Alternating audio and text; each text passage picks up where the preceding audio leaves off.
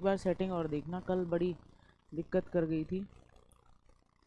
एक तो ये ऑन होके तो दे बड़ा दिक्कत हो जाती है। ये देखो ये, हाँ स्टार्ट स्ट्रीम तो कर दी है, लेकिन ये देखो ये डमरू सा ही हिलता रहता है यार भैया। कल भी यही हो रहा था। अरे ये ऑन ही नहीं होके दे रहा कैमरा। मतलब ये कैमरा तो ऑन हो गया, ये इसके अंदर वीडियो ऑन नहीं हो रही, वो रुक ही रही है।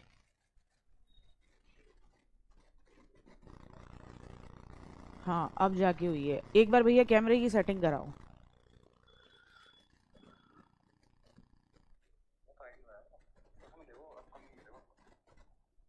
नहीं वो तो हो गया, एक बार कैमरे की सेटिंग कराओ आप। हाँ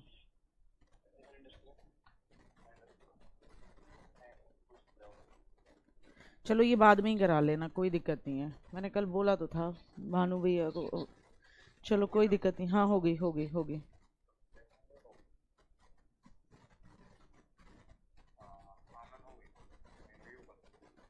है ना, ठीक है। चलो ठीक है। ये जो दिख रहा है ना, ये जो कट के आ रहा है हिस्सा, इसे सही करा देना इस क्लास के बाद, ठीक है। चलो ठीक है भैया, thank you. Hello hi good morning, Ram Ram, Radhe Radhe, जय श्री कृष्णा। मैं गार्गी सारस्वत आप सभी का स्वागत करती हूँ आपके अपने प्यारे परिवार रोजगार विद अंकित पर। और उम्मीद करती हूँ कि आप सब लोग एकदम बढ़िया होंगे, सभी के परफेक्ट परफेक्ट, कोई दिक्कत नहीं है बेटा, कोई दिक्कत नहीं है, इसकी टेंशन लो ही मती। हाँ मैम लेफ्ट साइड से मैं उतने साइड में लिखूंगी ही नहीं, तुम टेंशन ही ना लो। जो हिस्सा नहीं दिखेगा वो हम लिख ही नहीं रहे होंगे, तो कोई दिक्कत ही नहीं है इसमें, कोई परेशानी की बात ही नहीं है, ठीक है। और आप निश्चिंत रहो, तो वो आपकी प्रॉब्लम का सलूशन मैं अपने आप निकाल दूंगी। ठीक ठीक ठीक ठीक ठीक ठीक ठीक ठीक। हाँ आ जाओ भाई, good morning good morning good morning. चलिए शुरू करते हैं। तो आज का टॉपिक रहेगा, कल जितना समझाया था उतना समझ में आया होगा। आज आपको प्रस्तावना वाला टॉपिक, अनुसूचियों वाले टॉपिक, और यहाँ से मिला के फिर वो 10-15 क्वेश्चन होंगे। तो 10-15 क्वेश्चन मिले तब तो करने में मज़ा भी आता है, ठीक है। तो आज की जो पीडीएफ रहेगी उसमें आपको वो 15 क्वेश्चन मिलेंगे। तो करते हैं, शुरुआत करते हैं। अब हम कॉन्स्टिट्यूशन के, आपको पता है कितने भाग हैं। पहले जब ओरिजिनल कॉन्स्टिट्यूशन बना था, ओरिजिनल संविधान बना था, तो 22 पार्ट्स थे, 22 भाग थे। अब कितने हैं गुड्डा? अब बात आती है, अब हैं 25। कितने? 25। तो 25 के 25 तो एग्जाम में आने नहीं है, जो इंपॉर्टेंट आने हैं उनको हम करते चलते हैं। तो आज सबसे पहले पढ़ेंगे हम पार्ट 1। क्या पढ़ेंगे? पार्ट 1 पढ़ेंगे, जिसे बोलते हो आप भाग 1। क्या पढ़ोगे? भाग 1 पढ़ोगे, पार्ट 1 पढ़ोगे। अब देखो जी भैया जी, क्या समझना है पार्ट 1 में, उसको आपको समझना है, वो मैं समझाती हूँ, और उसको आपको अच्छे तरीके से समझना है। पार्ट 1 का आर्टिकल 1 क्या कहता है? आर्टिकल 1 क्या कहता है पार्ट 1 का? आर्टिकल 1 कहता है कि इंडिया बोले तो भारत, क्या कहता है? इंडिया बोले तो भारत क्या है? स्टेट्स का एक यूनियन है। ये एज इट इज पूछा गया है। इंडिया बोले तो भारत क्या है? स्टेट्स का एक यूनियन है। ऐसे तो अमेरिका भी है यार, स्टेट्स का, यूनाइटेड स्टेट्स ऑफ अमेरिका। लेकिन वहां आदमी के पास अपने स्टेट की भी सिटीजनशिप होती है, नागरिकता की, मैं टेक्सास से हूं, कि मैं एलए से हूं, और कंट्री की भी होती है। और जिस दिन वो राज्य चाहेंगे उस दिन वो मना कर देंगे कि हम तुम्हारे साथ में नहीं रहना चाहते। क्या भारत में कोई स्टेट ऐसा मना कर सकता है कि नहीं जी, हमारा मन, अब दिल, हमारा गुर्दा पाकिस्तान की तरफ धड़क रहा है, हम उधर ही जाना चाहेंगे? कर सकता है? मार लगेगी उस स्टेट गवर्नमेंट पर।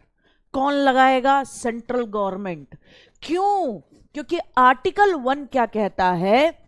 आर्टिकल 1 कहता है कि इंडिया बोले तो Bharat is the union of states, राज्यों का एक संघ है। लेकिन ये नहीं है कि कोई भी राज्य इधर भाग जाएगा उधर भाग जाएगा, नहीं, कोई भाग नहीं सकता है। ये बात क्लियर होती है। क्या क्लियर होती है? भाग नहीं सकता। जिसको लग रहा है वॉइस मैच नहीं हो रही है गुड्डा, वो एक बार वापस बाहर जाओ और फिर उसके बाद एंट्री मारो। बाहर जाके मतलब क्लास लीव करके फिर एंट्री करो, ठीक है, तो फिर कोई दिक्कत नहीं होगी। ठीक, हाँ। एक बच्चा पूछ रहा है एनकाउंटर किस आर्टिकल के तहत होते हैं? एनकाउंटर किसी आर्टिकल के तहत नहीं होते। आर्टिकल 21 आपको जीवन जीने का अधिकार देता है।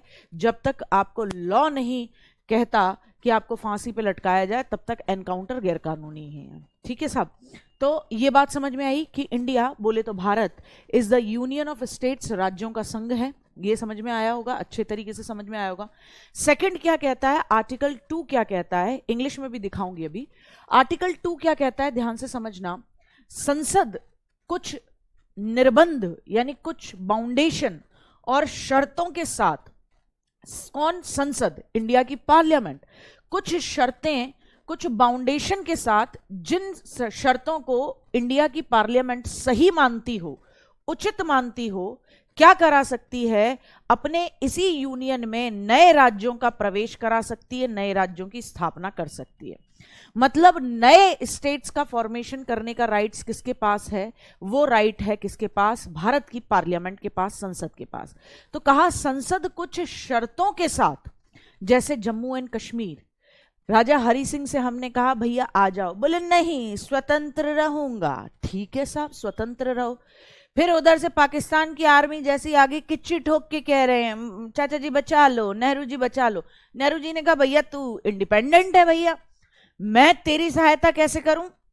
तुम तो भैया इंडिपेंडेंट बोल रहे हो अपने आप को, इंडिपेंडेंट कंट्री, तो अब दो अलग अलग देशों का मामला है, मेरा क्या लेना देना? तो बोले नहीं मैं मानता हूं ना, मैं एंट्री कर रहा हूं ना तुम्हारे साथ में। तो तब कुछ शर्तें लगाई गई थी भारत की पार्लियामेंट की तरफ से, जब जम्मू कश्मीर का विलय किया गया था।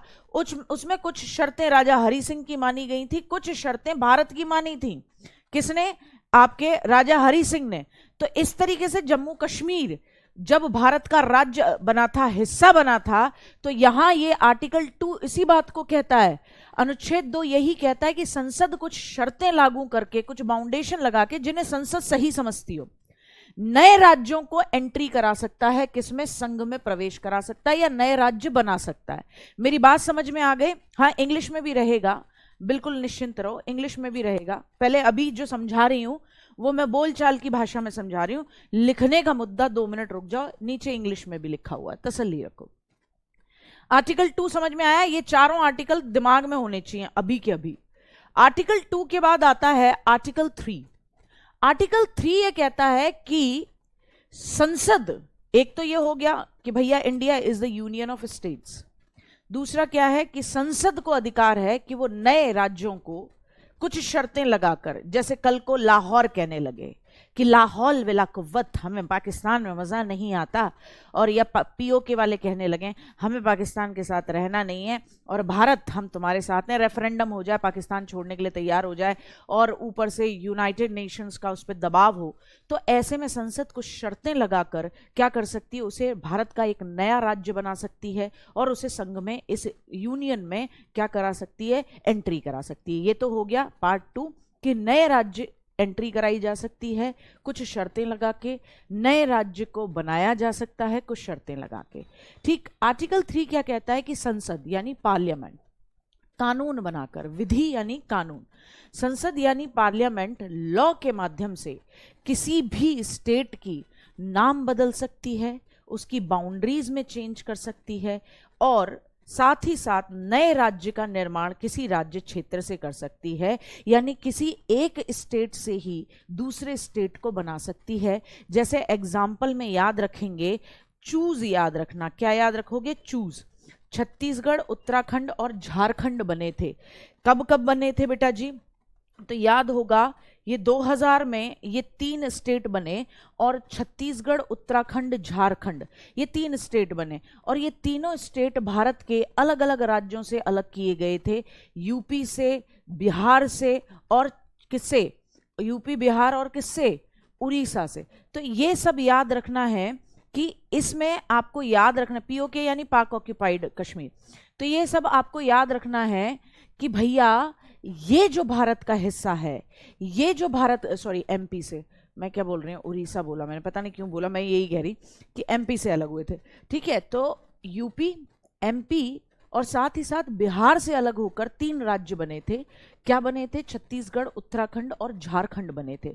तो याद रखना है एक चीज का मतलब कि आप संसद के पास आर्टिकल 3 में ये अधिकार है, राइट है कि वो कानून बनाएगी और किसी भी स्टेट का नाम बदल सकती है, किसी भी स्टेट का ही नाम बदल सकती है, उसकी बाउंड्रीज में चेंज कर सकती है और उस स्टेट में से काट के एक नया स्टेट बना सकती है। तो अब बच्चा ये पूछता है, आर्टिकल 2 और आर्टिकल 3 में अंतर क्या है? तो आर्टिकल 2 कहता है कुछ शर्तें लगाकर, कुछ बाउंडेशन लगाकर जो भारत का हिस्सा नहीं था उस राज्य को भी शामिल कर सकती है। जैसे बलूचिस्तान कहे कि हम आना चाहते हैं तो कर सकती है, ठीक है, कुछ शर्तें लगाकर, कुछ नियम लगाकर नए राज्य में, नए यूनियन में उस स्टेट को भी ले सकती है। और आर्टिकल 3 क्या कहता है? आर्टिकल 3 बहुत जबरदस्त बात कर रहा है। आर्टिकल 3 कहता है कि अपने ही ऑलरेडी जो बने हुए स्टेट्स हैं उनके नेम चेंज कर सकती है, बाउंड्रीज चेंज कर सकती है और अपने ऑलरेडी जो एस्टेब्लिश हैं स्टेट्स उनमें से ही क्या बना सकती है? उनमें से ही बना सकती है नए राज्य। हाँ, जैसे तेलंगाना भी बना हैदराबाद में से, तो ये नए राज्य बनाने का काम आर्टिकल 3। तो याद रखना ये आर्टिकल 3 के तहत होता है। आर्टिकल 4 क्या कहता है? आर्टिकल 4 ये कहता है कि आर्टिकल 2 और 3 के तहत संसद जो भी काम करती है वो आर्टिकल 365 के अंतर्गत नहीं आएगा। 368 लिखना है इसे, 365 नहीं, 368। आर्टिकल 368 क्या कहता है? आर्टिकल 368 ये कहता है जब भी आप कुछ ऐसा कर रहे हो जिससे कॉन्स्टिट्यूशन में, संविधान में बदलाव लाना है, तो आप संविधान में लिखे हुए को मिटा के कुछ नया लिखना है, तो संविधान में बदलाव लाने के लिए आप किस आर्टिकल के तहत ये चेंज करते हो? आर्टिकल 368। तो आर्टिकल 4 कहता है कि आपको नए स्टेट को लेना है या किसी स्टेट को आपको बाउंडेशन के साथ लेने के साथ साथ अपने भारत का हिस्सा बनाना है, या आपको किसी स्टेट का नाम बदलना है, उसकी बाउंड्रीज बदलनी है, अपने पुराने स्टेट्स में से नया स्टेट बनाना है। तो इसके लिए आपको संसद के अंदर, पार्लियामेंट के अंदर दोनों हाउसेस में 2/3 का मेजॉरिटी नहीं चाहिए। वो काम आप साधारण बहुमत से भी कर सकते हो, ये बात है। चारों आर्टिकल क्या रहा? ये काम आप साधारण बहुमत से भी कर सकते हो, कोई दिक्कत नहीं है इसके अंदर आपको ये वाली बात लेके जाने की, ठीक है। क्लियर हुआ? अब देखो ये रहा, इंग्लिश में भी आ गया, दोबारा से समझ जाओगे तो आप इस चीज को उतार भी पाओगे, तो काम ही खत्म हो जाता है। तो पहली चीज, पहला तो वही article 1, India is the union of states. India क्या है? It will be the union of states, यानी राज्यों का संघ होगा। क्या होगा? राज्यों का संघ होगा। India will be the union of states. हाँ,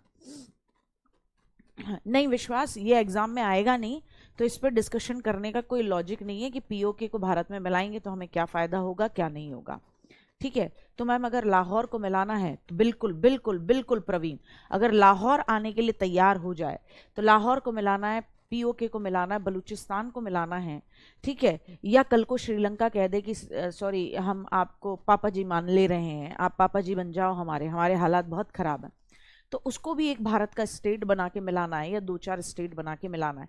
तो वो पहले भारत का हिस्सा नहीं थे, तो कुछ नियम शर्तें लगाकर नए स्टेट्स को भारत के अंदर लेके आना, वो आर्टिकल 2 में होगा। जो ऑलरेडी स्टेट थे उनमें से ही नए स्टेट बना देना, बाउंड्रीज चेंज कर देना, नाम बदल देना, ये आर्टिकल 3 के तहत होगा। तो आर्टिकल 1 इंडिया मीन्स क्या है? It's a union of states. Article 2 parliament क्या कर सकती है? कुछ नए स्टेट्स बना सकती है, ठीक है, और उन्हें क्या कर सकती है? एडमिट कर सकती है, उन्हें पार्ट बना सकती है, कुछ टर्म्स और कंडीशन लगा के उन स्टेट्स को ले सकती है जो कि भारत के अभी हैं ही नहीं, उन राज्यों को, उन देशों को भी भारत का हिस्सा बना सकती है जो अभी भारत के हिस्से हैं ही नहीं, बट इसके लिए कुछ टर्म्स और कंडीशन वो खुद लगाएगी, पार्लियामेंट लगाएगी, जो उसको लगता है विल बी फिट, ठीक है। आ रही बात समझ में? आर्टिकल 3 क्या कहता है? आर्टिकल 3 कहता है पार्लियामेंट आर्टिकल 3 क्या कहता है? आर्टिकल 3 कहता है parliament can by law, parliament law के माध्यम से can change the name of any state, किसी स्टेट का नाम भी बदल सकती है, किसी स्टेट की बाउंड्रीज में चेंज कर सकती है, and can form a new state, और एक न्यू स्टेट बना सकती है from any other state, from any other territory. ठीक है, आ रही बात समझ में? ठीक, ये काम पार्लियामेंट करेगी, ना कि स्टेट गवर्नमेंट करेगी। ये काम कौन करेगा? पार्लियामेंट, क्योंकि देश के लिए कानून कौन बनाता है? पूरे देश के लिए कानून पार्लियामेंट में बनता है, सेंट्रल गवर्नमेंट बनाती है। ठीक साहब, आर्टिकल 4, इससे ज्यादा कुछ है ही नहीं भाग 4 में, भाग 1 के अंदर। आर्टिकल 4 क्या कहता है? आर्टिकल 4 कहता है कि भाई जो भी आप आर्टिकल 2 के तहत किसी स्टेट को भारत का बना रहे हो, या आर्टिकल 3 के तहत किसी स्टेट का नाम बदल रहे हो, तो क्या मोदी जी की गवर्नमेंट जो इस समय है उसे 2/3 2/3 का मेजॉरिटी चाहिए? तो कहा 2/3 की मेजॉरिटी नहीं चाहिए, मेजॉरिटी नहीं चाहिए। तो किसकी चाहिए? 50% लोग +1, यानी 0.5% जो है पार्लियामेंट के अंदर। अगर पार्लियामेंट में, लोकसभा में ये प्रपोजल लेके आते हैं मोदी जी की, मैं तो उत्तर प्रदेश का नाम आज से क्या कर दूंगा, पूरे उत्तर प्रदेश का नाम मैं आज से फिर से संयुक्त प्रांत कर रहा हूं। क्या कर रहा हूं? संयुक्त प्रांत। उत्तर प्रदेश का नाम मैं संयुक्त प्रांत रखना चाहता हूं। तो उसके लिए उन्हें 2/3 की मेजॉरिटी से पास नहीं करवाना है, उसके लिए उन्हें पूरे उस समय लोकसभा में जितने लोग थे उसके 50% लोग हामी भर दें, यानी आधे लोग +1। तो ये मेजॉरिटी, इस मेजॉरिटी पे क्या होगा? चेंज होगा। सिंपल मेजॉरिटी बोलते हैं इसे। ठीक है, ठीक है, आ रही बात समझ में? बेटा स्क्रीन पूरी आ रही है या नहीं आ रही है, उसको मारो गोली। आपको जितना मैं समझा रही हूं, हर एक आर्टिकल पे जिस पे फोकस कराना है वो मैं आपको शो करा रही हूं। ठीक है ना? कोई दिक्कत, कोई परेशानी? हाँ, सिराज कह रहे हैं मैम इसीलिए संघ विधान में कोई संगठन नहीं कराया जाएगा। क्या कह रहे हैं? संगठन नहीं करा। आर्टिकल 3 के अंतर्गत संशोधन करने के लिए राज्य सरकार की सहमति की भी आवश्यकता होती है। देखो बेटा जी, ध्यान से सुनो, फिर से सुनो, क्या कह दिया? अपने आप कह दिया आर्टिकल 2 और आर्टिकल 3 में जो चेंजेस होंगे उसके लिए आपको साधारण बहुमत से काम करना है। और सिंपल मेजॉरिटी का मतलब है कि किसी भी हालत में आपको स्टेट्स की गवर्नमेंट की जरूरत नहीं पड़ेगी। ये मेरी बात समझ गए? ये मेरी बात समझ गए गुड्डा? हाँ, तो इस बात को ध्यान से समझना है। ठीक, आ जाओ भाई, अब फिर से समझ लेते हैं, एक बार फिर से समझ लेते हैं कि क्या कहना चाह रही थी मैं। अच्छे तरीके से समझ लो, ये मत कहो कि ये कट गया वो कट गया। जितना आपको दिख रहा है उतना, जितना मुझे आपको बताना है उतने स्क्रीन को मैं आपके सामने ही लेके आ रही हूँ। ठीक है, तो वो उतना ही ध्यान रखो। फिर से समझेंगे आर्टिकल 1 क्या कहता है। आर्टिकल 1 यही कहता है कि India means Bharat shall be the union of states. इसका मतलब क्या है? इसका मीन्स क्या है? इसका मतलब है कोई भी स्टेट भारत से अलग नहीं हो सकता। वही मैंने कहा था कि इसका मतलब ये नहीं है कि भाई मैं ऐसे सोच लूं कि भैया मैं तो जा रहा हूं, अब से मेरा दिल धड़केगा पाकिस्तान। जैसे हैदराबाद एक ऐसी प्रिंसली स्टेट थी जो शुरू से ही नहीं चाहती थी भारत के साथ रहना, इसका दिल पाकिस्तान ही धड़क रहा था। इसीलिए वो ओवैसी साहब हैं, वो पाकिस्तान पाकिस्तान, उनके मंच पे पाकिस्तान जिंदाबाद के एक बार नारे लग गए थे। हालांकि उन्हें बड़ी शर्मिंदगी फील हुई, उन्होंने कहा नहीं ऐसी बात नहीं है हम, लेकिन हैदराबाद की नीयत शुरू से ही पाकिस्तान की तरफ थी। ठीक, अब यहां समझना है कि लेकिन इस बात का आर्टिकल 1 का जहां कहता है कि India shall be the union of state, उसका सिंपल मतलब है कि कोई निकल के भगेगा नहीं, भगने की कोशिश की तो मार पड़ेगी। किसी भी स्टेट को इंडियन यूनियन से अलग होने का कोई राइट नहीं है। और इंडिया जो बना है वो किसी भी स्टेट के बीच में किसी भी एग्रीमेंट या समझौते का परिणाम नहीं है कि कल को कोई ये कह दे जी हमारा एग्रीमेंट खत्म हो रहा है और हम जा रहे हैं। राजी राजी गैर राजी सरदार पटेल ने सबसे हामी भरवाई थी।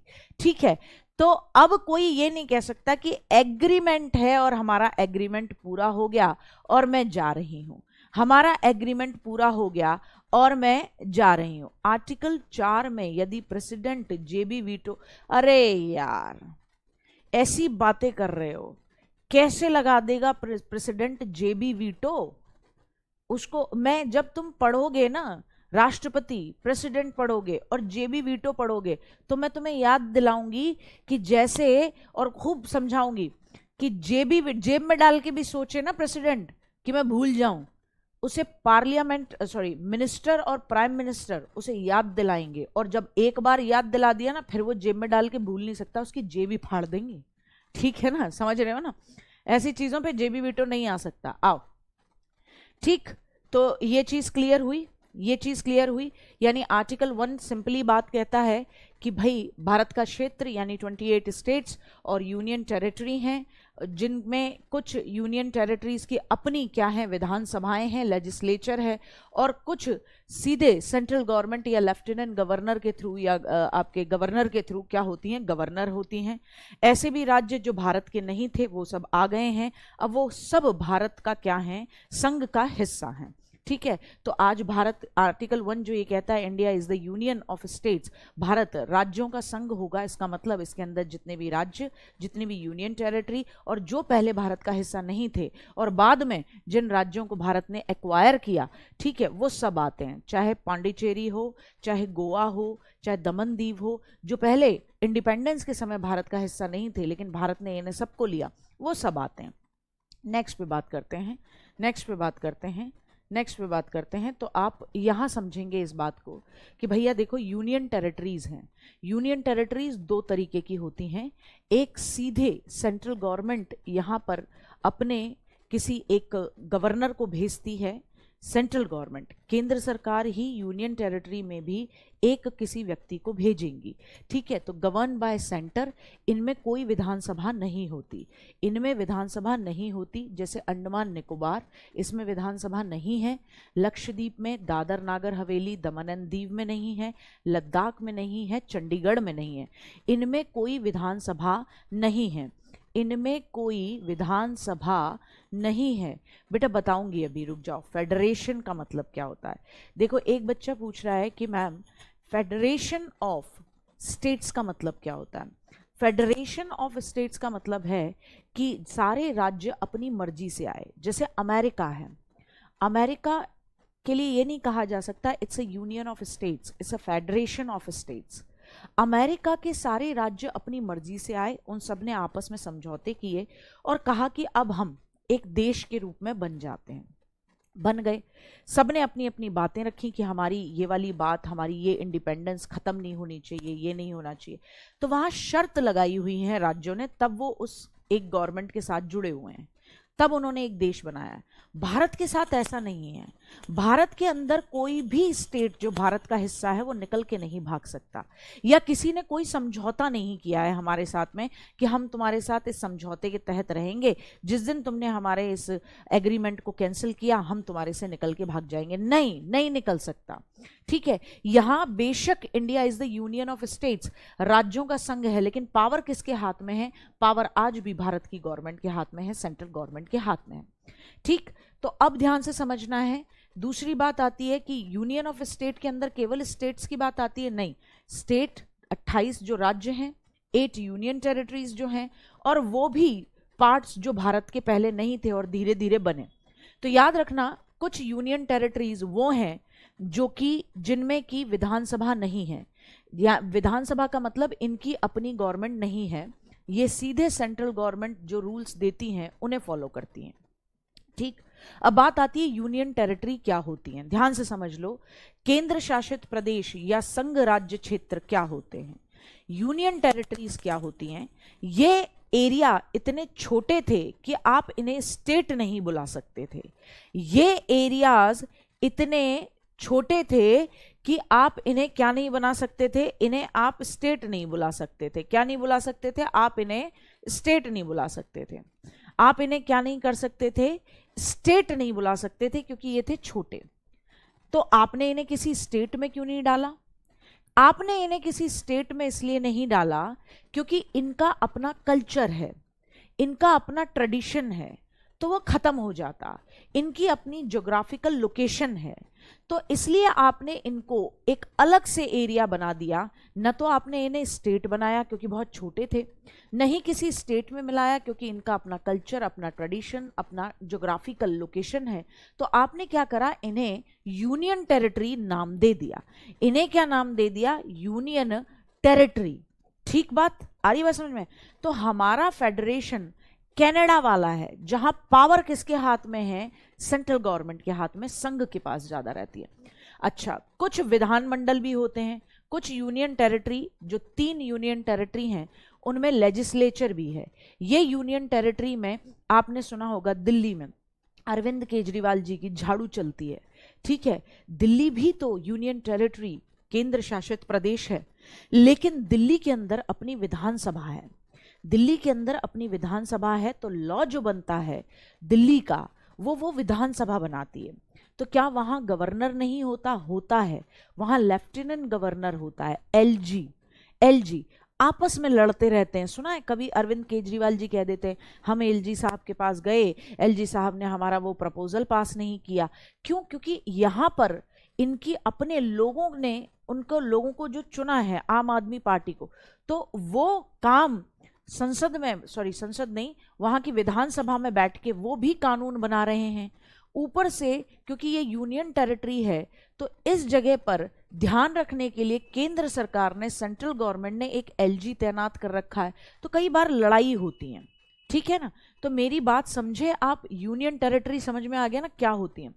तो देखो पौंडीचेरी है, पौंडीचेरी को हमने कब मिलाया था? तो याद रखना, पौंडीचेरी को आपने मिलाया था जब आपने कॉन्स्टिट्यूशन में, संविधान में कौन से नंबर का अमेंडमेंट, ये शॉर्ट में लिखा है, कौन से नंबर का, 14th नंबर का अमेंडमेंट किया था 1962 में, तब आपने पौंडीचेरी को भारत का हिस्सा बनाया था।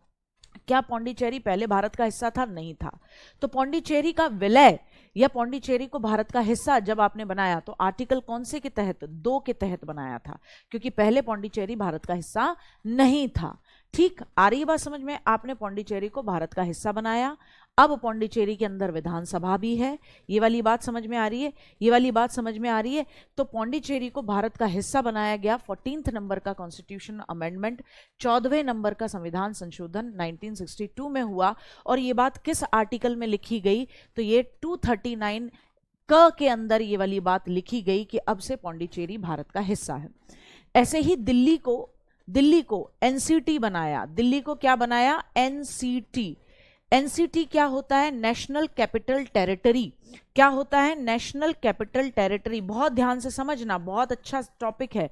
National capital territory, national capital territory, इसका मतलब क्या है? इसका मतलब है राष्ट्रीय राजधानी क्षेत्र। राष्ट्रीय राजधानी क्षेत्र बनाया दिल्ली को, कौन से संविधान संशोधन के माध्यम से? तो 69th नंबर का कॉन्स्टिट्यूशन अमेंडमेंट था। और कब हुआ? 1991 में।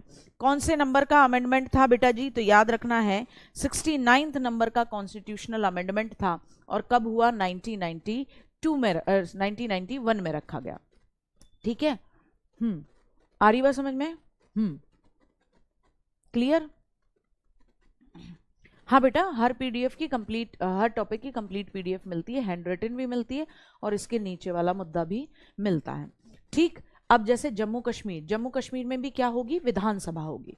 आर्टिकल 2 फिर से समझ लें कि कुछ शर्तें जो कि स्टेट पार्लियामेंट को ठीक लगती हैं, उससे तहत वो शर्तें लगाकर नए राज्य को प्रवेश करा सकती है, उन्हें की स्थापना कर सकती है जो पहले से भारत का हिस्सा नहीं है।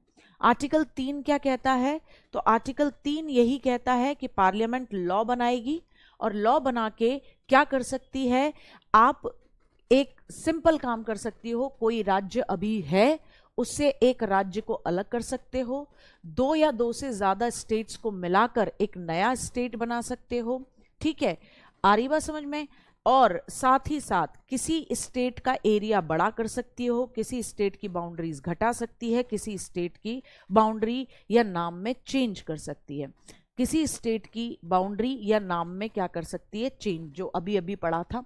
आर्टिकल 4 क्या कहता है? आर्टिकल 4 ये कहता है कि भैया आर्टिकल 2 के तहत जब किसी स्टेट को, जब किसी एरिया को भारत की पार्लियामेंट भारत का हिस्सा बनाती है, या आर्टिकल 3 के तहत किसी स्टेट की बाउंड्री में चेंज करती है, कोई नया स्टेट बनाती है स्टेट में से, या उसका नाम बदलती है, कुछ भी करती है, तो उसे संविधान संशोधन करने की जरूरत नहीं है, यानी आर्टिकल 368 के तहत काम करने की जरूरत नहीं है। साधारण बहुमत, फिर बताया मैंने आपको, यानी लोकसभा और राज्यसभा में से 50% + 1 की मेजॉरिटी, यानी दोनों हाउसेस की जितनी पॉपुलेशन है उसका 50% + 1 की मेजॉरिटी से ही ये क्या हो जाएगा, पास हो जाएगा। ये क्या हो जाएगा, पास हो जाएगा। राजधानी 1912 में बनी, लेकिन एनसीटी यानी नेशनल कैपिटल टेरिटरी, जिसे आप राष्ट्रीय राजधानी क्षेत्र कहते हो, तो वो बात 1991 की है। ठीक है, 69 नंबर का अमेंडमेंट। यहां तक बात समझ में आई, तो अब मेरी बात ध्यान से सुनो, फिर से मेरे साथ एक बात को समझना है। अच्छा, जूम करना था, वही बात थी जो पहले समझाई थी, परेशान ना हो, फिर से एक बार समझो, फिर पार्ट 2 समझ पाओगे। पार्ट 1 बहुत इजी है, इसीलिए मैंने शुरुआत में बताया था। तो देखो, सबसे पहले आर्टिकल 1 को देखेंगे। किसको देखेंगे, एक बार फिर से समझ लो। आर्टिकल 1 को देखोगे। आर्टिकल 1 क्या कहता है कि India will be the, Bharat क्या होगा, भारत राज्यों का संघ होगा। क्या होगा, राज्यों का संघ होगा, संघ होगा। India will be the union of states. क्या होगा, यूनियन ऑफ स्टेट्स होगा। यूनियन ऑफ स्टेट्स का मतलब क्या है, यूनियन ऑफ स्टेट्स का मतलब है कोई राज्य अलग नहीं हो सकता, कोई राज्य अलग नहीं हो सकता, राज्य अलग नहीं हो सकता। यानी कौन पावरफुल है, नहीं हो सकता। सेंट्रल गवर्नमेंट यानी संघ पावरफुल है और राज्यों के पास ज्यादा पावर नहीं है। कनाडा वाला, कनाडा की तरीके की संघीय सरकार है। दूसरी बात कि हमने किसी के कोई शर्त या समझौते से कोई राज्य भारत में नहीं आया।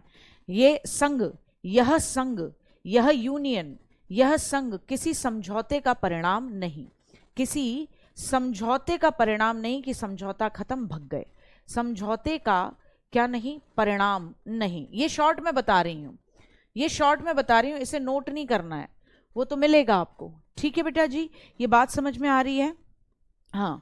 हाँ सब समझ में आएगा। रश्मि, विधानसभा और विधानमंडल में अंतर बताऊंगी बेटा। वैसे हर राज्य के अंदर जो गवर्नमेंट होती है, जो सरकार होती है, जो लॉ बनाती है, उसे आप कहते हो कायदे में विधानमंडल। कुछ स्टेट ऐसे हैं जिनके अंदर 2 विधानमंडल के पार्ट होते हैं। एक को विधानसभा कहा जाता है, जिसके मेंबर्स को आप MLA कहते हो, और दूसरे को आप MLC, जिसके मेंबर होते हैं मेंबर ऑफ लेजिस्लेटिव काउंसिल। ठीक है, तो वो समझाऊंगी, अभी रुक जाएंगे। ठीक, अब समझेंगे आर्टिकल 2, अनुच्छेद 2 क्या कहता है। अनुच्छेद 2 सिंपली कहता है आर्टिकल कि कोई भारत का हिस्सा नहीं था, वो भारत का हिस्सा बनना चाहता है, तो उसे यूनियन का, संघ का हिस्सा बनाने का काम कौन करेगी, संसद। तो क्या था सिंपल आर्टिकल 2 कि संसद, कौन बेटा, संसद बोले तो प्यारी हमारी पार्लियामेंट, जो पूरे देश के लिए कानून बनाती है। पार्लियामेंट क्या करके कुछ शर्तें यानी कुछ कंडीशन व निर्बंध, कुछ बाउंड्रीज, निर्बंधों के माध्यम से किसी भी माध्यम से संघ में, मतलब इस यूनियन में नए राज्यों का प्रवेश करा सकती है। नए राज्यों का क्या करा सकती है, प्रवेश करा सकती है। यहां याद रखना है, प्रवेश करा सकती है वो पहले से भारत का हिस्सा नहीं हो। ये पहले से क्या करा सकती है, जो भारत का हिस्सा नहीं थे, जो भारत का हिस्सा नहीं थे, वो भी आना चाहें तो उन्हें ले सकती है। कौन वो काम भी कौन करेगी, गवर्नमेंट करेगी, पार्लियामेंट करेगी। कोई दिक्कत? हाँ ठीक है, कोई दिक्कत? हाँ सब समझ में आएगा। राज्यसभा, वैसे तो बेटा देखो तुम इतने समझदार तो होगे, राज्यसभा और लोकसभा में इतना डिफरेंस जानते होगे, पर फिर भी अभी रुक जाओ, जब पहुंचेंगे पार्लियामेंट में तब समझा दूंगी। ठीक है, राज्यसभा और लोकसभा 2 हाउसेस हैं, एक ही घर के, जैसे बता रही थी 2 बच्चे हैं। ठीक है, दोनों कानून को पास कराते हैं, दोनों में लोग बैठते हैं। लोकसभा के चुनाव डायरेक्टली होते हैं, ये मैंने कल भी बताया था, राज्यसभा के चुनाव इनडायरेक्टली होते हैं। इतने से मतलब रखो। अनुच्छेद 3 क्या है? अनुच्छेद 3 की संसद क्या कर सकती है? नए राज्य का निर्माण पुराने से, नए राज्य का निर्माण कर सकती है पुराने राज्य से, है ना, पुराने राज्य से नए राज्य बना सकती है।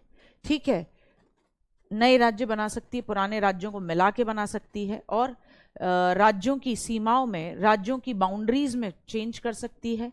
राज्यों की बाउंड्रीज में क्या कर सकती है? बाउंड्रीज में क्या कर सकती है बेटा? चेंज कर सकती है, और क्या कर सकती है? राज्यों का नाम बदल सकती है। क्या कर सकती है? राज्यों का नाम बदल सकती है। और आर्टिकल 4 क्या कहता है? आर्टिकल 4 कहता है कि ये दोनों काम करने के लिए, आर्टिकल 4 ये कहता है कि ये आर्टिकल 2 और 3 के अंदर जो दोनों काम हैं, इन दोनों कामों को करने के लिए उसे साधारण बहुमत की जरूरत है। लोकसभा और राज्यसभा के 2/3 की मेजोरिटी की जरूरत नहीं है, 2/3 की जरूरत नहीं है। ये बात समझ में आ गई? सिर्फ इतना समझना है, सिर्फ इतना समझना था। अब थम्स अप कर दो, इसमें कोई दिक्कत हो तो बताओ। इसमें कोई दिक्कत हो तो बताओ बेटा। मैम फिर उस कंट्री से समझौता करना पड़ेगा वहाँ के पर्टिकुलर एरिया को मिलाने के लिए। वो पर्टिकुलर एरिया खुद आना चाहता है तो कुछ नियम और शर्तें लगाएगी। इसीलिए आर्टिकल 2 क्या कहता है? कुछ नियम और शर्तों को लगाकर जो वो पार्लियामेंट सही समझे नए राज्य को ले सकती है। ठीक है, आ रही बात समझ में?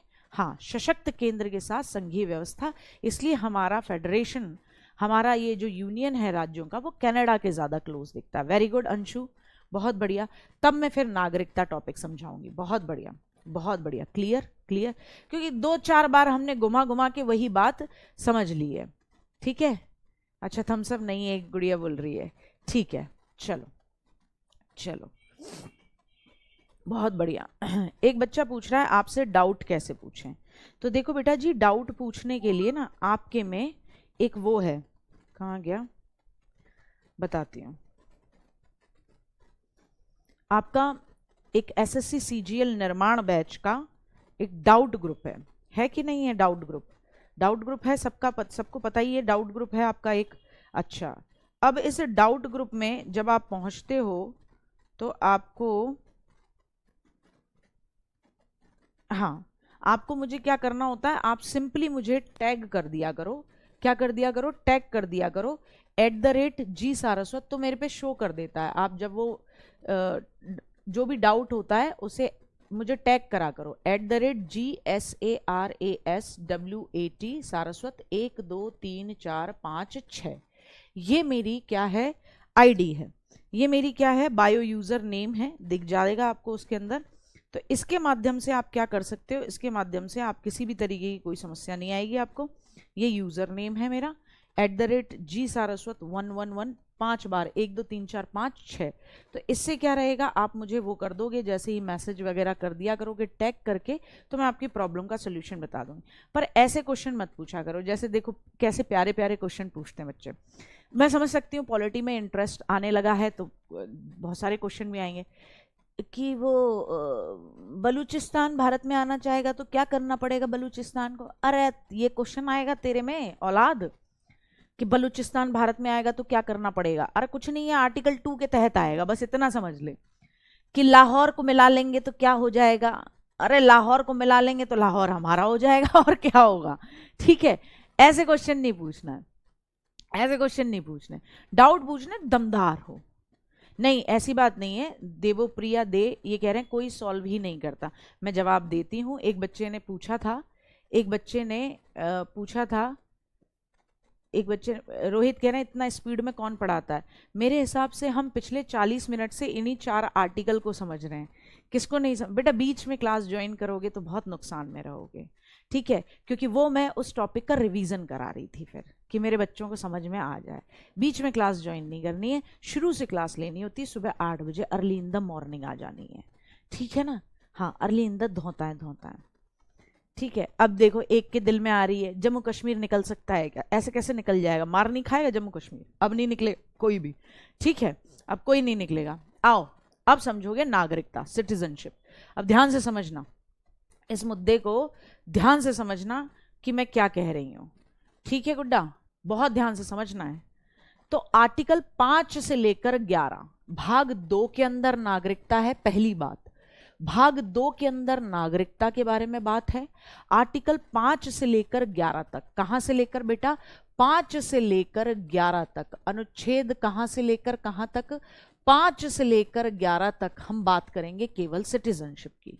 भारत के अंदर सिंगल सिटीजनशिप है जो हमने ब्रिटेन से ली है, जिसका सिंपल मतलब है कि इंडिया के अंदर, हमारे प्यारे भारत के अंदर, हम लोग एक चीज मानते हैं कि हम हरियाणा वाले हैं या यूपी वाले हैं, ये तो कहते हैं, लेकिन हमारे पासपोर्ट जो बनता है वो पूरे भारत का बनता है। जब विदेश में जाते हैं तो गर्व से ये कहते हैं भारतीय हैं। वो कोई बात अलग है कि भारत का मिल जाए तो उसको बताएंगे और तू कहाँ से, वो कहेगा मैं आंध्र प्रदेश से, एक कहेगा मैं जम्मू कश्मीर से। अच्छा, अरे हम भी तुम्हारे पड़ोस वाले हैं, कि कहाँ वाले हो? कि हम भी हिमाचल वाले हैं, ठीक है। तो ये वाला मामला है। तो हमारे यहाँ जो पासपोर्ट है वो केवल एक ही है और वो है भारत का। हम नेशनलिटी भरते हैं, स्टेट भरते हैं, वो एक अलग बात है, लेकिन हम अपनी नेशनलिटी में अच्छा थोड़ा कम जूम करें, ठीक है? लो सुना, तुम ही कुछ कुछ कर देते हो यार। पहले अगर मैं कम करूं तो यूं कह देते हो ज्यादा हो गया। लो, इसकी सेटिंग अभी ठीक करवाऊंगी यार, कल हुई नहीं थी, ठीक है?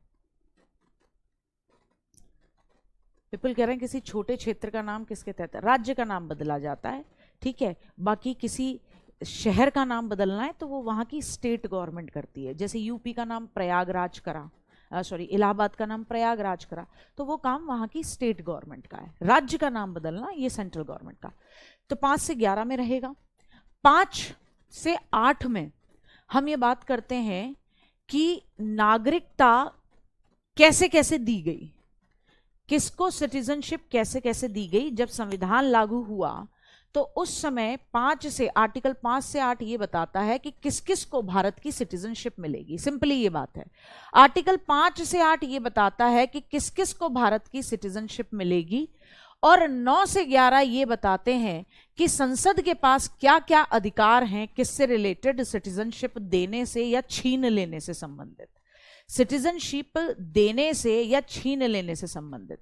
बंधुत्व का मतलब भाईचारा, बहनचारा, फ्रेटर्निटी। कितनी बार बताएं तुमका, समझते नहीं हो। प्रस्ताव ना खत्म हो रहे, 2 दिन हो गए हैं, ठीक। आओ तो ये बात समझे, 5 से 8 ये है कि इंडिया की सिटीजनशिप किस किस को मिलेगी, और 9 से 11 ये बताता है, चलती है क्या 9 से 11, ये बताता है कि क्या क्या अधिकार है, क्या क्या अधिकार है संसद तुम्हारा किसके बारे में, सिटीजनशिप देने के लिए।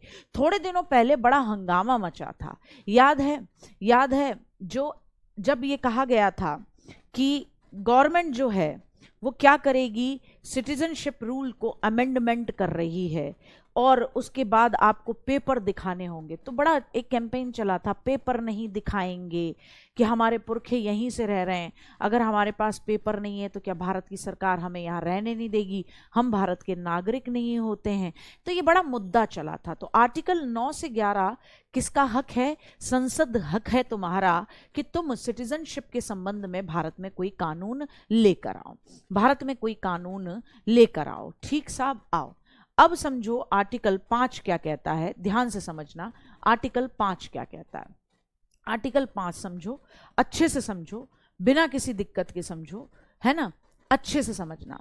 हाँ, एनआरसी लेके आए थे, एनआरसी पे बड़ा मुद्दा चला था, ठीक है? आ जाओ। तो अनुच्छेद 5 क्या कहता है? अनुच्छेद 5 आर्टिकल 5 कहता है कि जिस समय संविधान लागू हुआ, आप जानते हो संविधान कब लागू हुआ? 26 जनवरी 1950 को लागू होता है, इनेक्टेड, ठीक है, इंप्लीमेंटेड।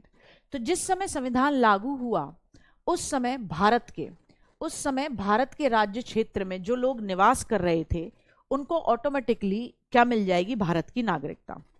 सिंपल क्या कहता है, जिस समय भारत के अंदर कॉन्स्टिट्यूशन लागू हुआ जिस समय भारत के अंदर कॉन्स्टिट्यूशन लागू हुआ उस समय जो जो भारत के अंदर रह रहे थे उन सबको ऑटोमेटिकली भारत की नागरिकता मिल गई। समझ में आई? आर्टिकल 5 बहुत इजी है कि बेटा हम भारत के अंदर रह रहे थे और हमें भारत की नागरिकता मिल जाएगी। मैं पहले पूरा अखंड भारत के अंदर रहती थी लाहौर में, लेकिन लाहौर चला गया पाकिस्तान में। तो पहले में ये भारत का हिस्सा माना जाता था, क्योंकि पहले तो अखंड भारत माना जाता था ना 1947 से पहले। तो कहा संविधान लागू होने के समय में जितनी भी भारत की बाउंड्री थी, है ना, जो भी राज्य या जो भी एरिया भारत के माने जाते थे, उन सब में कोई भी रह रहा हो उसको ऑटोमेटिकली 26 जनवरी 1950 जिस दिन कॉन्स्टिट्यूशन इनेक्टेड हुआ, इंप्लीमेंट हुआ, उसी दिन उनको क्या मिल गई? भारत की सिटीजनशिप। तो आप और हमारे दद्दू दादा, नानी नाना, ठीक है, परदादा, ये सब भारत में ही रह रहे थे। जिस समय कॉन्स्टिट्यूशन लागू हुआ उस समय भी ये अपने खेतों में हल चला रहे थे। मैं यही मान के चलूं कि सबकी जड़ें 2 पीढ़ी तो कम से कम गांव से ही हैं। तो ऐसी समय पे उनको ऑटोमेटिकली सिटीजनशिप मिल गई। उन्हें किसी ने नहीं कहा कि पेपर दिखाओ रामलाल या श्यामलाल या फलाने शर्मा जी, उन्हें किसी ने नहीं कहा। उन्हें ऑटोमेटिकली ये सिटीजनशिप मिल गई, वो भारत के नागरिक। फिर आपके मम्मी पापा भारत के नागरिक माने गए और फिर आप और हम भी भारत के नागरिक हैं। ठीक, अच्छा, लेकिन यहां पे कहा गया कि वो भारत का नागरिक तो हो जाएगा क्योंकि वो भारत के एरिया में निवास कर रहा है। जिस समय कॉन्स्टिट्यूशन लागू हुआ उस समय वो भारत के एरिया के अंदर रह रहा है। पहला तो आर्टिकल 5 ही कहता है कि अगर कॉन्स्टिट्यूशन जब लागू हुआ उस समय आप भारत के एरिया में रह रहे थे, निवास कर रहे थे, तो इसका मतलब आपको सिटीजनशिप मिलेगी। लेकिन 3 शर्तों में से कोई एक शर्त आपकी पूरी होती हो, कोई एक शर्त। जैसे आपका जन्म उस समय भारत के क्षेत्र में हुआ था, आपके मम्मी पापा में से भी कोई उस समय भारत के ही राज्य क्षेत्र में से थे, और कम से कम जब संविधान लागू हुआ उससे कम से कम 5 साल पहले आप भारत के राज्य क्षेत्र में आए। अब आप कहोगे गार्गी मैम देखो आपने गंदी बात, अब आपने हमें कंफ्यूज कर दिया, ये 3 शर्तें देके पहले आप हमसे अच्छी अच्छी बातें करती हो, फिर आप हमें ऐसे बम फोड़ के डरा देती हो। तो मेरी बात सुनो गुड्डा, 26 जनवरी 1950 को संविधान लागू हुआ। उस दिन, है ना, निवास के ही स्थान पर अगर मैं बात करूं, मैं घूमने आई थी रशिया से, सपोज करो, या मैं घूमने आई थी ब्रिटेन से, और मैं यहां आकर मुझे वृंदावन की ब्रजभूमि और नीम करोली बाबा और इनके प्रति बड़ा श्रद्धा है लोगों की, तो वृंदावन और मथुरा में मेरा मन लग गया, तो मैं 2 साल रह ली। तो संविधान जिस दिन लागू हुआ 26 जनवरी 1950 में भारत में रह रही थी, तो क्या मुझे भी सिटीजनशिप मिल जाएगी? क्योंकि आर्टिकल 5 तो यही कहता है कि संविधान जिस दिन लागू हुआ 26 जनवरी 1950 के दिन जो भारत के अंदर रह रहा था उसे कॉन्स्टिट्यूशन के अकॉर्डिंग क्या मिलेगी? सिटीजनशिप मिलेगी। तो भाई मैं तो बाहर से आई थी ब्रिटेन से, मैं तो यहाँ हरे रामा हरे कृष्णा करने आई थी, मुझे तो मुफ्त में सिटीजनशिप मिल जा रही है। तो कहा नहीं नहीं, 3 शर्तों में से एक शर्त पूरी होनी चाहिए।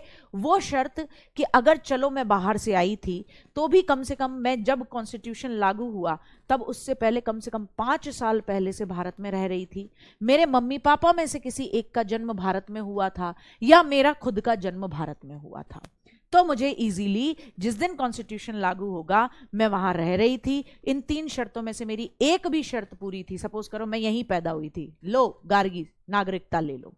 मेरे मम्मी पापा में से किसी एक का जन्म यहाँ हुआ था, इसीलिए मेरा मन लगता था बार बार ब्रज के धाम आने में, लो ले लो नागरिकता, ठीक है।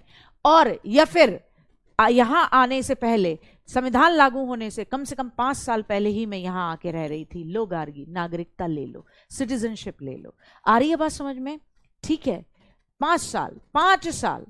5 साल आर्टिकल 5 पे बात करनी है, आर्टिकल 5 पे बात करनी है, कोई कंफ्यूजन नहीं करेगा अपने आप को, कोई कंफ्यूजन नहीं देगा। आर्टिकल 5 पे बात कर रहे हो, कोई कंफ्यूजन नहीं दोगे अपने आप को, ठीक। आ गई बात समझ में? आ गई बात समझ में? मैम जूम कम कर दीजिए प्लीज, कंफ्यूजन हो रहा है। अब नहीं हो रहा बिट्टू? ठीक है, अच्छा। ठाकुर रोहित प्रताप सिंह, मैं मथुरा से आपकी क्लास ले रहा हूँ, हम भी मथुरा से बिलोंग करते हैं।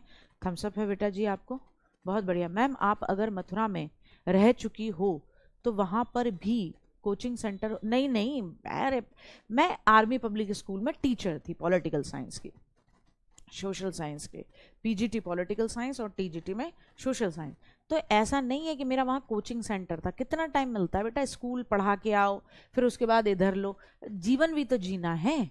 हाँ, अगर किसी विदेशी का जन्म भारत में संविधान लागू होने के समय हुआ तो क्या वो भारत का नागरिक था? अब विपिन तुम खुद बताओ, अब तुम खुद बताओ बेटा कि जिस दिन संविधान लागू हुआ उस दिन कोई व्यक्ति भारत के अंदर पैदा होता है, उसके मम्मी पापा में से कोई बिलोंग नहीं करता, लेकिन उसका जन्म भारत में हुआ है, तो उसको क्या मिलेगी? निवास के बेसिस पर, रेजिडेंस के बेसिस पे उसे नागरिकता मिल जाएगी। यही बात मैं समझाना चाह रही थी विपिन, जो तुमने खुद डाउट में पूछ ली। बिल्कुल मिलेगी उसको, क्योंकि इन 3 शर्तों में से एक शर्त पूरी होनी चाहिए जब भारत में रह रहे थे उस समय, संविधान लागू होने के समय।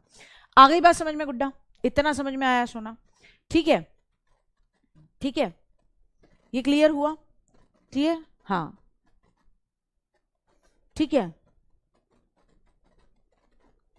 क्या प्रूफ था मैम सिटीजनशिप का? बच्चा पूछ रहा है एक कि मैम उस समय सिटीजनशिप का प्रूफ क्या माना गया? तो सोना कोई प्रूफ नहीं माना गया, कोई प्रूफ नहीं माना गया। बस ये कहा गया कि उस समय जब भारत का संविधान लागू हुआ, आप भारत में रह रहे थे, ठीक है। इसको आपके अड़ोसी पड़ोसी भी सत्यापित कर दें, या आपके मम्मी पापा में से किसी का जन्म यहाँ हुआ है, या आप पिछले 5 साल से रह रहे हो, इसे आपके अड़ोसी पड़ोसी भी सत्यापित कर देंगे, आपको नागरिकता मिल जाएगी। शुरुआत में नागरिकता मिलना, भारत की सिटीजनशिप मिलना इतना बड़ा खेल नहीं था, ठीक। अब आर्टिकल 6 है जो हमारे सिर का दर्द है, पागल पड़ोसी हमारा। आर्टिकल 6 कहता है कि पाकिस्तान से जो भारत आए उनको सिटीजनशिप कैसे मिलेगी।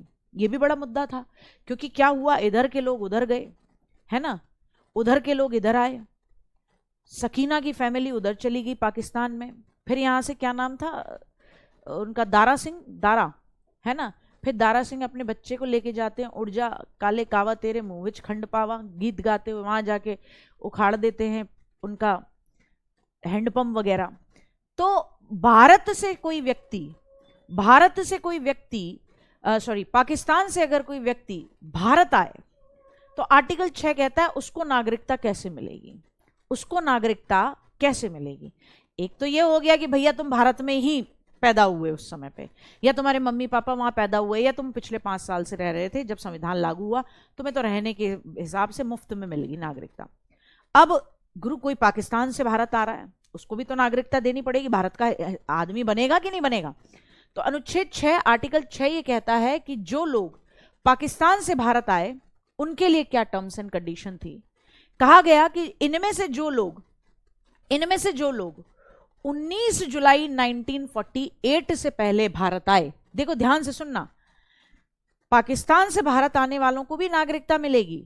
क्या कहा, जो लोग 19 जुलाई 1948 से पहले भारत आए तो उन्हें भारत का नागरिक माना जाएगा। क्योंकि आपको पता है 1947 में भारत आजाद हुआ, पार्टीशन हुआ, इधर से लोग उधर पाकिस्तान गए, पाकिस्तान से लोग भारत आए, तो कहा जो लोग 19 जुलाई 1948 से पहले भारत आ गए पाकिस्तान से, ऐसे नहीं है कि उधर से चाइना से आ गए तो मैं तो 19 जुलाई 1948 से पहले आया, नहीं, केवल पाकिस्तान के बारे में बात हो रही है।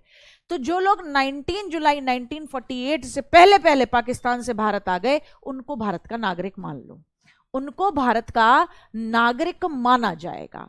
उनको क्या माना जाएगा? भारत का नागरिक। अब पूछा गया कि भाई अगर कोई 19 जुलाई 1948 के बाद आया तो उसको भारत का नागरिक नहीं मानेंगे।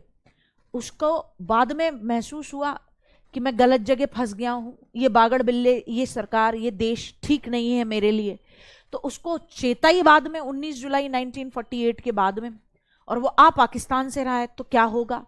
तो अगर 19 जुलाई 1948 से पहले पाकिस्तान से भारत आ रहा है तो कोई दिक्कत ही नहीं थी, भारत का नागरिक मान लिया जाएगा, मजे मजे में मान लिया जाएगा। उसके बाद आ रहा है तो क्या करे, पहले रजिस्ट्रार ऑफिस जाए, रजिस्ट्रार के ऑफिस जाए, क्या करे, रजिस्ट्रार के ऑफिस जाए, वहां रजिस्ट्रेशन कराए और फिर 6 महीने तक भारत में निवास करे। यह था केवल पाकिस्तान के लिए।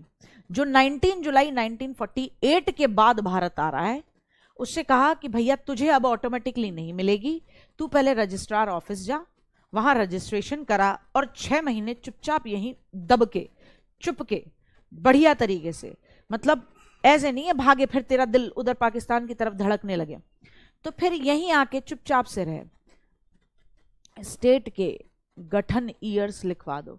अरे चेतन, मैं जब संविधान संशोधन अमेंडमेंट्स कराऊंगी तो उसमें अपने आप ही बताऊंगी ना, आर्टिकल 35, आर्टिकल 36, आर्टिकल 14 पौंडीचेरी कब भारत में मिलाया, और ये जब मैं संघ और राज्य क्षेत्र टॉपिक पढ़ा रही होंगी तब भी स्टेट्स के ईयर, गठन ईयर अपने आप बताऊंगी। क्यों जल्दी में हो, क्यों जल्दी में हो? जितना समझा रही हूं एक चीज नहीं छोड़ूंगी, तुम तसल्ली तो रखा करो कि तुम्हारे अंदर के कीड़े कुलबुला जाते हैं जल्दी। मैम अगर, हाँ नहीं कमेंट दिख रहा है चेतन, मैम अगर 19 जुलाई के दिन आया हो भी होंगे, हाँ 19 जुलाई के दिन, 19 जुलाई से पहले पहले 1948 से पहले आया तो सिटीजनशिप मिल गई, उस दिन भी आया, उस दिन भी आया 19 जुलाई 1948 के दिन से लेकर बाद के दिन आया, तो बेटा जा रजिस्ट्रार ऑफिस रजिस्ट्रेशन करा, पंजीकरण करा और 6 महीने के लिए क्या कर, निवास कर यहां पर। ठीक, मेरी बात इतनी समझ में आई है? इतना समझ में आ रही है बिट्टू? इतना समझ में आ रही है? फिर से एक बार मेरे साथ डिस्कशन करोगे। डिस्कशन क्या करोगे, यहां हम लिख के एक बार फिर से समझेंगे। आर्टिकल 5 क्या कहता है कि मुफ्त में नागरिकता मिल जाएगी बेटा। क्यों मिल गई? क्योंकि जब संविधान लागू हुआ, क्या सोना, जब संविधान भारत का लागू हुआ, संविधान लागू होने के समय, यानी कि जब भारत में क्या था बेटा, 26 जनवरी 1950 था, उस समय आप भारत में रह रहे थे, भारत में निवास कर रहे थे आप। भारत में निवास के आधार पर आपको क्या मिल गई, निवास के आधार पर आपको क्या मिल गई सोना, आपको मिल गई मुफ्त में, क्या मिल गई, सिटीजनशिप मिल गई बिना किसी दिक्कत के। ठीक है, बिना किसी दिक्कत के। ठीक, अच्छा, लेकिन इसमें कह रहे हैं कि 3 शर्तों में से कोई एक शर्त आपने पूरी की होगी, या तो आपका जन्म भारत में हुआ हो और आप उस समय रह रहे थे, आपका जन्म भारत में हुआ हो और आप उस समय जब संविधान लागू हुआ हो, ठीक है, तो भारत में रह रहे थे तो आपको सिटीजनशिप मिली। आपके माता पिता में से किसी एक का जन्म, माता पिता में से किसी एक का जन्म में से किसी एक का जन्म भी, किसी एक का जन्म भारत में हो और आप उस समय भारत में रह रहे हो, 26 जनवरी 1950 वाले दिन एक जन्म भारत में हो। हम सबको इसी के तहत मिली है, हम सबको इसी के तहत सिटीजनशिप मिली है। हमारे दद्दू दद्दी और परदादा परदादी को इसी के बेसिस पर सिटीजनशिप मिली है, क्योंकि संविधान जब लागू हुआ था वो भारत में रह रहे थे, उनका जन्म भी भारत में हुआ था, है ना, और उनके तो मम्मी पापा का भी जन्म भारत में हुआ था और संविधान लागू होने से 5 साल पहले से भी वो भारत में रह रहे थे। ठीक है, तीसरा, इनमें से कोई एक, याद रखना, इनमें से, इन 3 शर्तों में से कोई एक थी, इनमें से कोई एक पूरी करनी थी, कोई क्या करनी थी, एक। ठीक है बेटा, तीसरा क्या था कि 5 वर्ष पहले से भारत में रह रहे हो, 5 वर्ष पहले से भारत में क्या कर रहे हो, रह रहे हो, भारत में रह रहे हो। ठीक है बेटा जी। अच्छा, आर्टिकल 6 क्या कहता है? आर्टिकल 6 कहता है कि भैया कोई पाकिस्तान से भारत आ रहा है, पाक से भारत आ रहा है, तो उसको नागरिकता कैसे मिलेगी?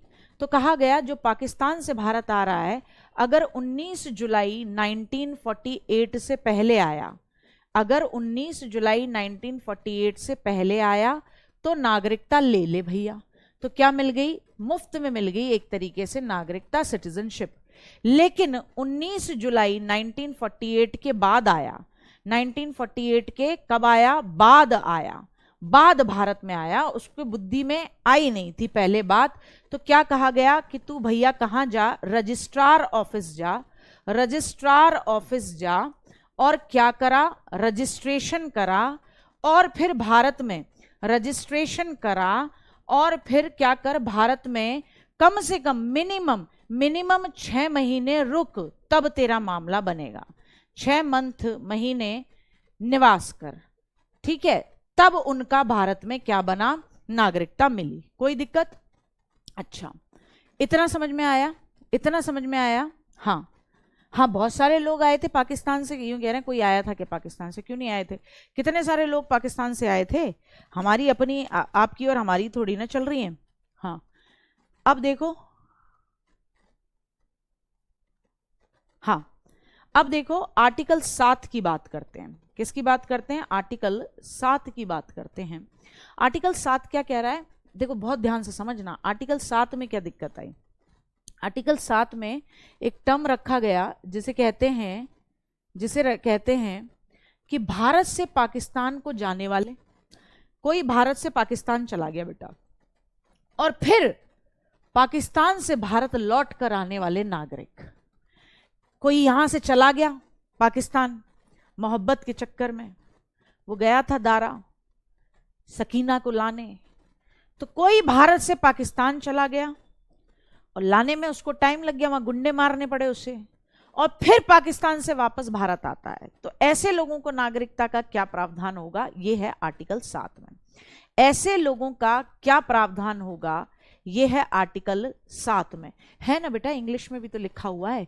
ये तो नॉर्मल बात बता रही हूं ना मैं आपको, कि कोई भारत से पाकिस्तान चला गया और पाकिस्तान से फिर वापस भारत आ रहा है, उसको कैसे नागरिकता मिलेगी, उसको कैसे सिटीजनशिप मिलेगी। ठीक है, ये है। अब बात करेंगे इस पर कल, आर्टिकल 7, 8, 9, 10, 11 कल कर रहे होंगे और पढ़ रहे होंगे भाग 3 यानी कि फंडामेंटल राइट्स। ठीक है, तो अच्छे से समझना है, पूरी बात समझा दूंगी, क्या नागरिकता, कैसे नागरिकता, कहीं 2% भी दिक्कत नहीं होगी। तो अब मिलेंगे कल, ये मिलेगा आपको, और साथ ही साथ क्वेश्चन आंसर्स भी मिलेंगे। कहाँ तक मिलेगा? केवल और केवल आर्टिकल 6 तक मिलेगा आपको आज। कल मिलेगा आपको आर्टिकल 7 से। तो चलिए मिलते हैं कब? कल मिलते हैं अच्छे तरीके से। वजह से पीड़ित होकर बेटा उनके लिए भी बताएंगे कि कैसे उनके लिए